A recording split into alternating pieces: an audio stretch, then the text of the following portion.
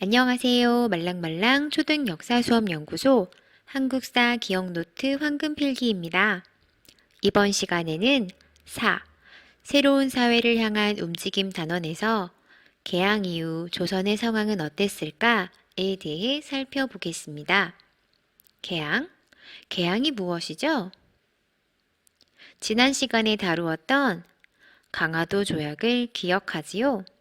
네, 조선은 강화도 조약으로 부산 이외의 두 항구, 원산, 인천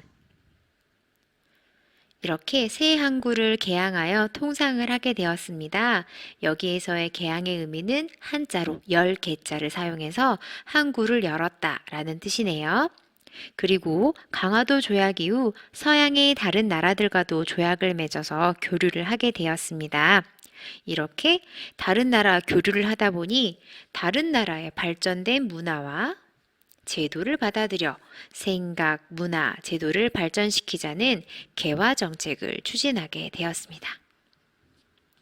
먼저 통리기무아문이라는 관청을 설치합니다. 네, 통리기무아문 이에요. 자, 통리기무아문은요, 개화정책을 총괄하는 기구인데요. 여기에서 뜻을 한번 살펴보자면, 통리는 통 아래서 관리하다, 기무는 군사와 국가의 중요한 임무, 군국 기무를 뜻하고요. 아문은 이러이러한 관청 할 때를 아문이라고 합니다. 즉, 통리기무아문은 군사와 국가의 중요한 임무 전체를 관리하는 관청이다 라고 이해하면 되겠습니다. 그리고 시찰단을 파견합니다. 일본에는 수신사, 네, 조선시대에 일본에 문물을 전하기 위해서 파견했던 통신사를 생각하면 기억하기 좋겠습니다. 그리고 청에는 영선사, 미국에는 보빙사를 파견해서요, 새로운 문물을 보고 배워와서 조선에 전하도록 하는 것이 시찰단의 목적이었습니다. 그리고 방문국, 기기창, 전왕국, 우정총국, 그리고 별기군을 만들게 됩니다. 이 중에서 방문국은 인쇄와 출판을 하는 곳이었습니다. 그래서 신문이나 잡지 같은 거를 만들어내던 곳이었고요. 여기에서 한성순보를 찍어냈습니다. 그리고 기기창은 무기예요. 신식 무기를 만들던 곳을 기기창, 그리고 전환국은 화폐를 만들던 곳이고요. 우정총국은 지금으로 말하면 우체국, 우편 업무를 보았던 곳입니다. 그리고 신식 군대인 별기군, 이 별기군과 구식 군대의 갈등 때문에 그 다음에 다루어질 이모분란이라는 사건이 펼쳐지게 됩니다. 자, 이렇게 개화 정책을 추진하고 있었는데요. 개화를 추진하자는 목적은 같았지만 서로 다른 속도와 방법을 주장하게 되어서 개화파도 이렇게 두 가지로 나뉘게 됩니다. 첫 번째는 김홍집을 대표로 하는 온건개화파예요. 온건개화파는 기존의 질서는 크게 바꾸지 않으면서 천천히, 즉 청과의 관계는 유지하면서 서양의 기술을 받아들이자. 그러면 천천히 바꾸게 되겠지요. 그래서 이 개화파는 온건개화파라고 부르겠습니다. 그리고 두 번째는 김옥균을 대표로 하는 급진개화파입니다. 이 급진개화파는요, 청이 우리나라에 간섭하는 것을 물리치고 서양의 기술, 사상, 제도까지 받아들여서 개화를 하자. 그래서 모두 다 바꾸자 라고 주장하는 것입니다. 그래서 이 절 전체를 개혁하자는 의미에서 급진개화파, 이런 경우에는 개화의 속도가 아주 빨라지겠지요. 그래서 급진개화파라고 부릅니다. 이렇게 개화 정책을 추진하고 있던 와중 사건이 하나 생깁니다. 바로 여러분 빈칸 이모군란입니다. 이 이모군란은요, 구식 군인과 하층민들이 정부의 개화 정책에도 반대를 하고 또 구식 군인이 별기군에 비해서 차별 대우를 받은 것에 불만을 가지고 난을 일으킨 것입니다. 네, 별기군은 기억하지요? 신식 군인입니다. 이 신식 군인과 구식 군인이 차별 대우를 받았어요. 그래서 그것 때문에 난을 일으키게 됩니다. 자, 그런데 왜 구식 군인이기는 해도 나라의 군인인데 왜 국가를 상대로 난을 일으켰을까요? 네, 별기군이 등장하면서 구식 군인에 대한 대우가 아주 형편이 없어집니다. 별기군은 뭐 좋은 무기에 좋은 옷까지 아주 대우를 잘 받았을 겁니다. 반면 구식 군인들은 대우가 안 좋아지면서 그때 그달 받았던 봉급이 밀렸어요. 그리고 그 밀린 봉급마저 겨우 받게 되었는데 그 받게 된 것이 모래와 겨가 섞여 있는 형편없는 쌀이었던 것이지요. 그래서 결국은 불만이 터지게 되고 화가 난 군인들은 정부 관리와 일본인 교관을 살해하고 일본 공사관을 공격하게 됩니다. 이 일을 계기로 일본이 공격이 당했어요. 일본이 공격을 당했는데 어떤 나라의 군대가 오느냐? 네, 맞아요. 청군대가 개입을 하게 됩니다. 청군대가 개입해서 이 이모군란을 진압을 하게 되고 그 결과 청의 간섭이 심해지고요.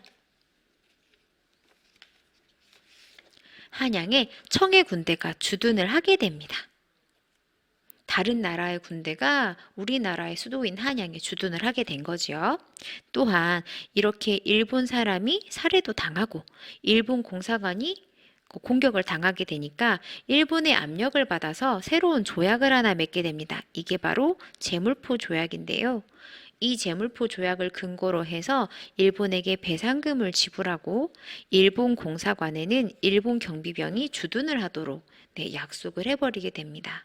이렇게 개화 세력과 보수 세력의 갈등이 점차 커져가고 있는 일변을 볼 수 있었던 것이 바로 이모군란이고 이 이모군란을 계기로 청의 간섭이 더욱 심해지게 됩니다. 그래서 다음 사건이 또 벌어지는데요. 이모군란 이후 청의 간섭이 심해지고 그러다 보니 개화 정책의 추진이 소극적으로 될 수밖에 없게 됩니다. 그렇다면 불만을 가지게 되는 세력이 있겠지요. 청의 간섭에서 벗어나서 전체를 개혁하자고 했던 개혁파 기억나시죠? 맞아요. 김옥균을 대표로 하는 급진개혁파입니다. 이들은 자신의 힘만으로는 나라를 바꿀 수 없다고 생각해서 일본에게 도움을 요청하게 됩니다. 그리고 일본은 조선에서의 영향력을 확대하고자 하였기 때문에 김옥균에게 군사 지원을 약속을 하게 됩니다.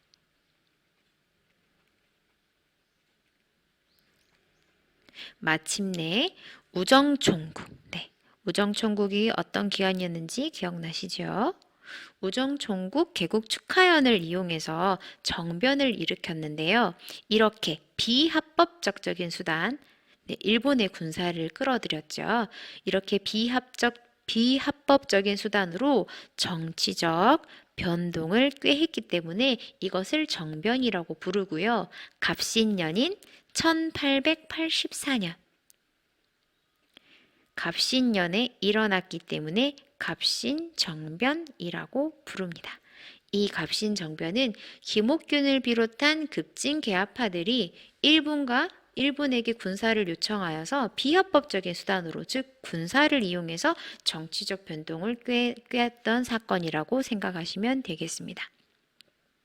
이렇게 일본의 군대를 빌려서 정변에 성공한 급진개화파들은 개혁안을 발표를 하는데요.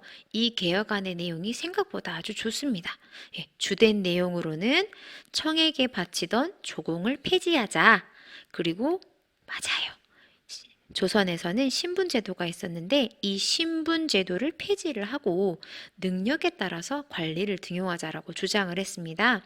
여기에서 개화파들은 스스로 자기들의 신분이 높았는데 그 높았음을 고려했다면 참 훌륭했던 내용인 거는 왜 사실이지요. 그리고 세금 제도를 개혁해서 백성들의 부담을 덜어주고자 하였습니다. 하지만 이런 급진개혁파의 노력은 겨우 3일 만에, 이래서 3일천하라는 말이 나왔어요. 3일 만에 일본과 반대되는 또 나라가 하나 있었죠. 어디였을까요? 맞아요. 청이에요. 3일 만에 청의 군사 개입으로 무위로 돌아가게 됩니다.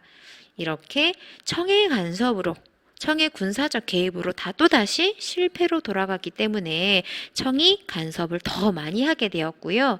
그리고 이렇게 갑신정변을 추진하는 과정에서 일본군이 피해를 받고 일본 공사관이 불타게 되면서 한성조약을 또 맺게 됩니다. 이 한성조약을 새로 맺어서 일본에 배상금을 지불하게 되었고요. 그리고 불탄 일본 공사관을 짓는 비용을 우리나라가 부담을 해야만 했습니다. 갑신정변은 새로운 국가를 만들고자 하는 그 개혁 시도였지만 청의 간섭에서 벗어나기 위해서 일본의 힘을 이렇게 끌어들이고 준비가 채 되지 않은 상태에서 많은 사람들의 지지를 받지 못하였기 때문에 실패로 돌아가게 되었습니다. 이번 시간에는 이모군란과 갑신정변에 대해서 정리해 보았어요. 다음 시간에 또 만나요. 안녕!